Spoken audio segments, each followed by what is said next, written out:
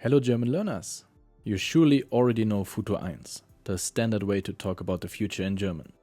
But do you also know Futur II? We use Futur II for actions that will be completed by a certain point in the future. For example, now you will watch this video and in a few minutes you will have watched it. So we are talking about something past from a future perspective. But that's not the only reason we use Futur II. Let's jump right in.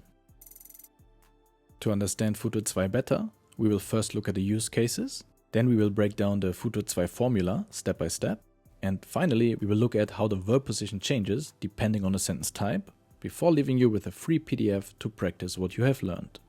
Let's start with the use cases for Futur II. As you saw in the intro, we use Futur II when we look forward from now to a point in the future and talk about an action that will already be completed by then. Not completed now, but completed by the time we are talking about. For example, gleich werde ich dieses Video zu Ende geschaut haben and nächstes Jahr werden wir unser Visum bekommen haben. And we also use Futur II to make assumptions about the past.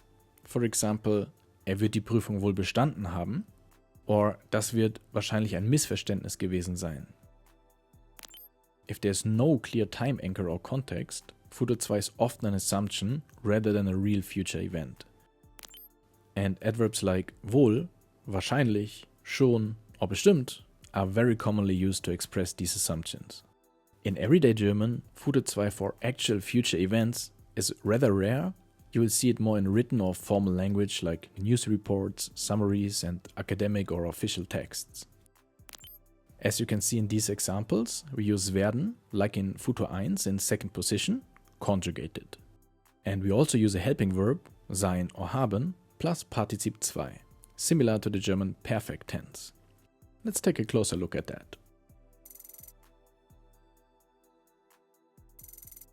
The Futur II formula is werden, conjugated, plus Partizip II, plus haben or sein in the infinitive.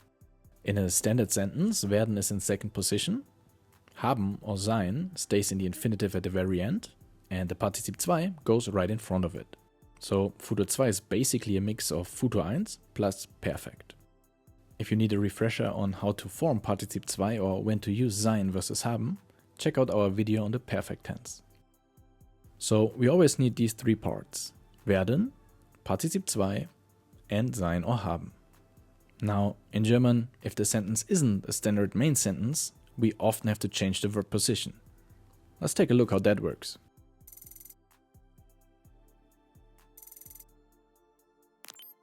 So once more, in standard sentences, werden is in second position, conjugated, sein or haben is at the very end in the infinitive, and the main verb is in Partizip II right before it. For other sentence types, we mainly move werden. Werden takes the position that a normal conjugated verb would take in presence. The Partizip II and sein haben stay where they are. Let's look at some examples. W questions, W-Fragen, work like main sentences. The verb is in second position after the question word, so in Futur II, werden goes second and the rest stays the same. In yes or no questions, the verb is usually in first position, so in Futur II, werden takes first position. In standard subordinate clauses, often triggered by a connector, the conjugated verb moves to the end, so in Futur II, werden also moves to the end, right after haben or sein. Everything else remains unchanged.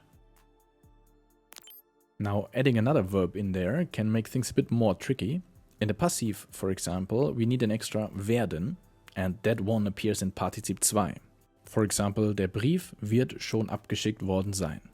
Futur II, werden, remains in second position and the passive worden sits between the main verb and sein or haben. And keep in mind that in passive, the Partizip II of werden is worden, not geworden. And with modal verbs, we get a double infinitive at the end. If we, for example, want to say that we will have had to pay everything by Friday, we say, ich werde alles bis Freitag bezahlt haben müssen. Werden remains second, and at the end we have haben plus müssen, with the modal verb in last position. But don't worry too much about modal verbs here, it's as complicated as it looks, and it's not something we use much in everyday German.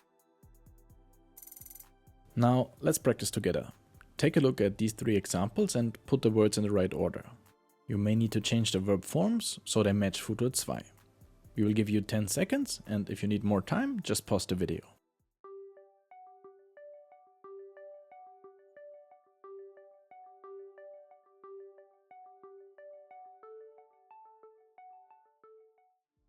Now let's check your answers.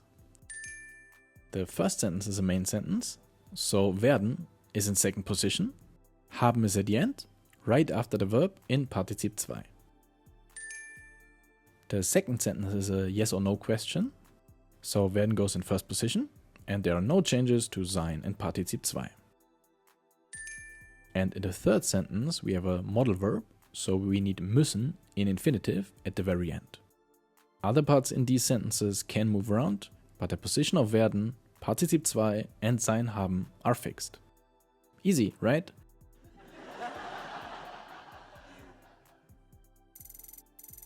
Now let's practice a bit more. We have prepared a free PDF for you to practice what you have learned. You will find it in the description below.